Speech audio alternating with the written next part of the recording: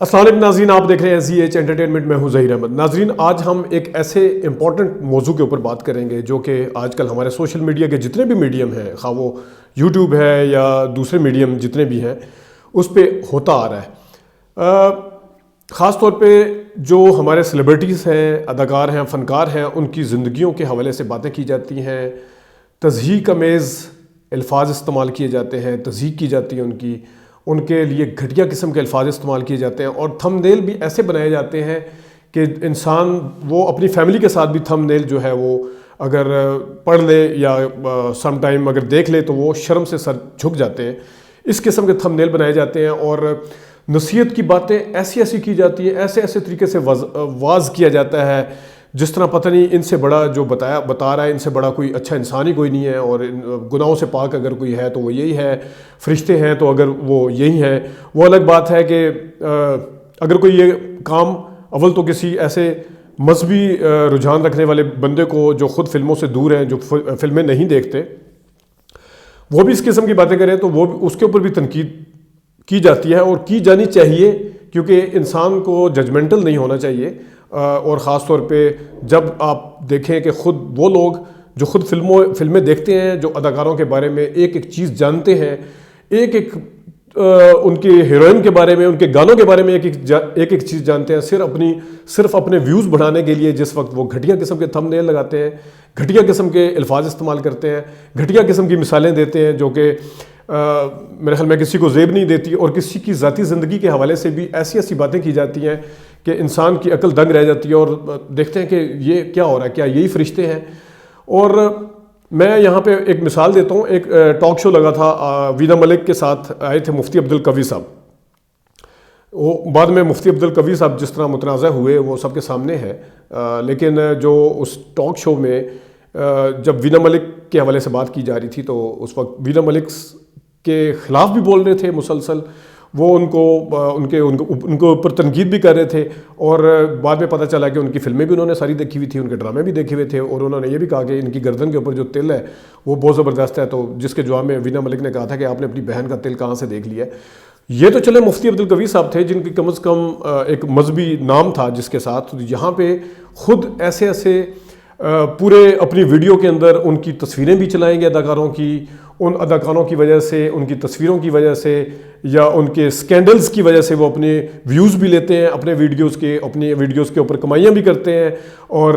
بعد میں آ کے ان کے اوپر تنقید بھی کرنا شروع کر دیتے ہیں، اور نہ صرف تنقید کرتے ہیں بلکہ ان کی تضحیک کرتے ہیں اور گھٹیا قسم کے الفاظ استعمال کرتے ہیں، اور تھم نیل ایسے ایسے بناتے ہیں کہ انسان فیملی کے ساتھ بیٹھ کے وہ تھم نیل بھی نہیں دیکھ سکتا کہ یہ کس قسم کے اوپر ورڈنگ استعمال کی جا رہی ہے، اور معلومات اس حد تک غلط دی جاتی ہے کسی کے بارے میں کہ کم از کم بندہ پہلے اس کے اوپر آپ اتنا لمبی ویڈیو بنانے جا رہے ہیں اور اپنے آپ کو کوئی بہت بڑا پنڈت ثابت کرنے کی بھی کوشش کر رہے ہیں، اپنے آپ کو مولوی ثابت کرنے کی بھی کوشش کر رہے ہیں، اپنے آپ کو ایک صحافی ثابت کرنے کی بھی کوشش کر رہے ہیں، تو کم از کم معلومات اکٹھی کر لیں، کم از کم تھوڑے ایتھکس ہوتے ہیں، ان ایتھکس کے ساتھ آپ اپنی ویڈیو بنائیں۔ حالات زندگی، اداکاروں کی حالات زندگی کے حوالے سے سارے لوگ دلچسپی لیتے ہیں، اور حالات زندگی کو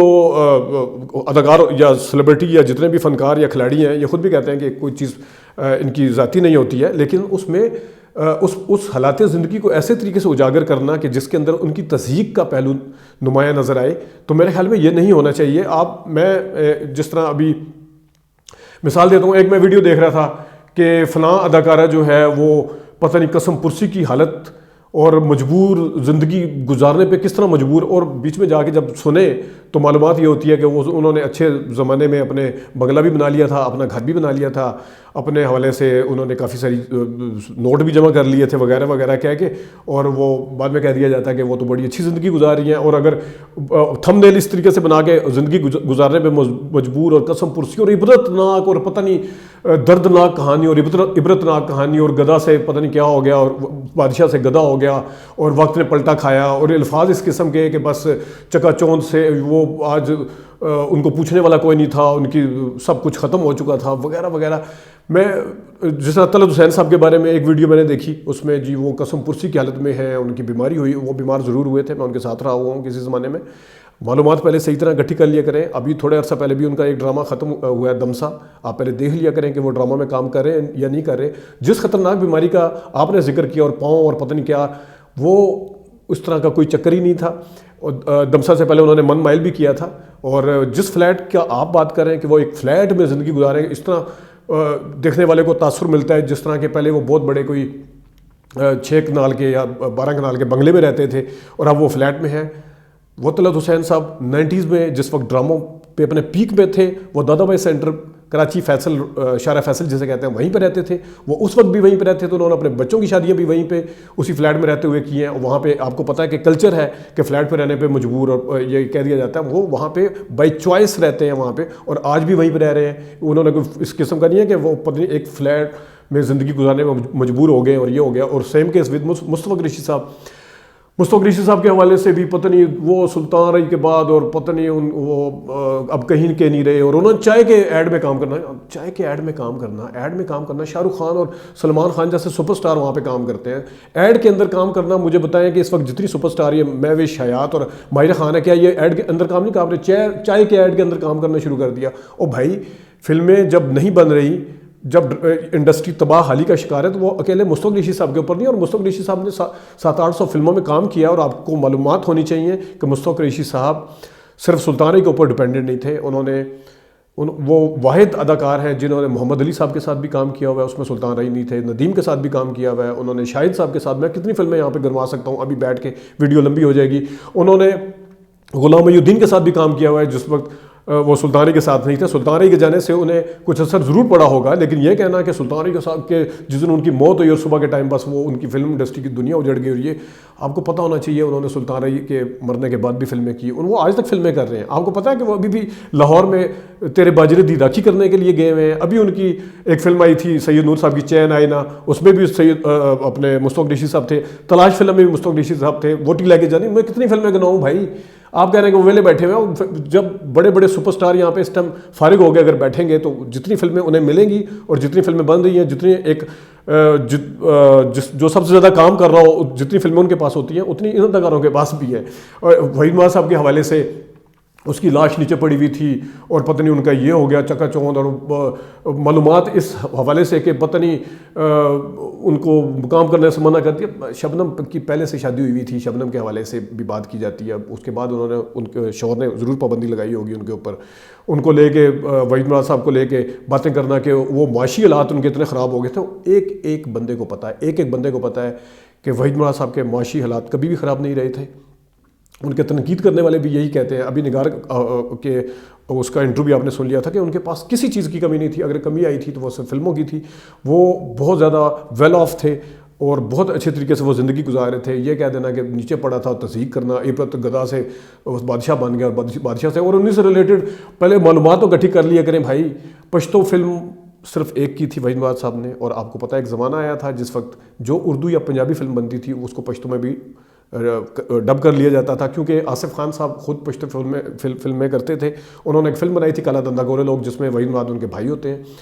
اس فلم کو جو ڈائریکٹر تھے اس میں بدر منیر صاحب بھی تھے. اس فلم کے جو ڈائریکٹر تھے انہوں نے کہا کہ اس فلم کو پشتو میں بنا لیتے ہیں, تو پختونپا ولایت کے وہ کالا دھندا گورے لوگ کی فلم تھی. اس کے لیے وحید مراد صاحب کو دوبارہ سے لندن نہیں گئے تھے شوٹ کرنے کے لیے, اور کسی بھی طریقے سے وہ آپ معلومات پہلے لے لیا کریں, اس کے بعد بات کیا کریں. وحید مراد صاحب نے اسپیشل الگ سے کبھی بھی کسی پشتو فلم میں کام نہیں کیا تھا. آپ جو منہ میں آتا ہے اٹھا کے کہہ دیتے ہیں. غلام محی الدین صاحب کے حوالے سے بات ہوئی, غلام محی الدین صاحب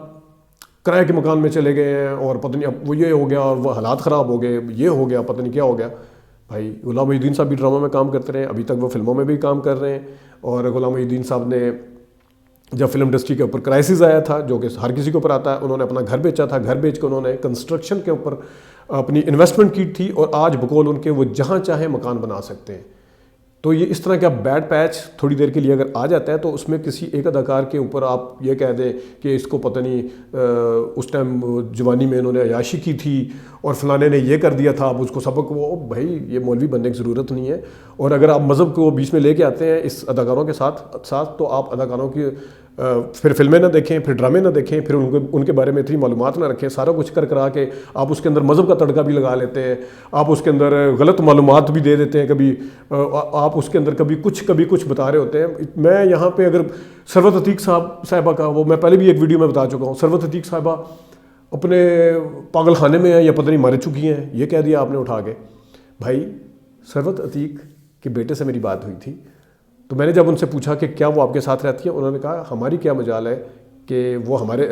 ساتھ رہیں، بلکہ ہم ان کے ساتھ رہتے ہیں. وہ ہماری امی ہیں اور بہت خیریت سے ہیں اور خوش و خرم زندگی گزار رہی ہیں، کوئی بیماری نہیں، کوئی پاگل خانے میں الحمدللہ زندہ ہے. اس قسم کی تضحیک امیز اور گھٹیا الفاظ، شرمناک، فلانے نے مجرا کر دیا تھا، فلانے نے فحش گانے گائے تھے تو پتہ نہیں اس کو اس چیز کا سزا ملی، اس چیز کا انجام اس طرح کا ہو گیا، اس کا انجام اس طرح کا ہو گیا، آپ بیٹھ کے یہاں پہ فیصلے سنا رہے ہیں. اس نے عیاشی کے دنوں میں پیسے ضائع کر دیے تھے، اس نے عیاشی کے دنوں میں پیسے نہیں ضائع کیے تھے، اس نے بھلے گھر بنا لیے، اس نے اپنے بنگلے بنا لیے. بھائی آپ کسی کے فن کے اوپر آپ تنقید کر سکتے ہیں، کسی کی اداکاری کے حوالے سے آپ بات کر سکتے ہیں، کسی کے اگر حالات زندگی ہے اس کو آپ اچھے طریقے سے اس کی سائڈ کو اجاگر کر سکتے ہیں، اچھے طریقے سے بتا سکتے ہیں، انٹرسٹنگ پہلو اس کے بتا سکتے ہیں، بجائے اس کے آپ خود ججمنٹل ہو جائیں اور خود بتائیں کہ فلانے نے یہ کر دیا تھا، فلانا یہ ادھر چلا گیا تھا، فلانا فلیٹ میں چلا گیا، فلانا نے شرمناک زندگی گزار لی، فلانا تو روڈ پہ رول رہا ہے، فلانا تو اس ٹائم اس کو اس چیز کی سزا مل گئی ہے اور اس کے چکا چوند وغیرہ وغیرہ. بھائی کو خدا کا خوف کریں اور ہمارے جو آنے والے ہیں ان کو جو پود ہے، جو جنریشن ہے، ان کو بھی ہماری زبان سے ہم نے ان کی ذہن سازی کرنی ہے، ذہن نوازی نہیں کرنی. اگر کوئی اس طرح کی چیزیں ویڈیو شوق سے دیکھنا چاہتا ہے تو اس کی میرے خیال میں حوصلہ شکنی ہونی چاہیے، نہ کہ حوصلہ افزائی ہونی چاہیے، اور تھوڑا سا سوچنا چاہیے کہ آپ لوگ کیا کہہ رہے ہیں، کسی کی تصدیق کر رہے ہیں. کس کو جب پتہ چلے گا کہ ان کے بارے میں اس قسم کا رویہ اختیار کیا جاتا ہے تو اس کے اوپر کیا گزرے گی، یہ بھی سوچ لینا چاہیے. ناظرین، اس کے علاوہ ایک میں ویڈیو کرنا چاہ رہا تھا کہ جس میں ہمارے فنکاروں کے اندر کی ایکسیپٹیبلٹی جو ہے ہمارے معاشرے کے اندر وہ کس قسم کی ہے، اس کے اوپر بھی بات کریں گے. لیکن آج کے لیے اتنا ہی، اجازت دیجیے، اللہ حافظ.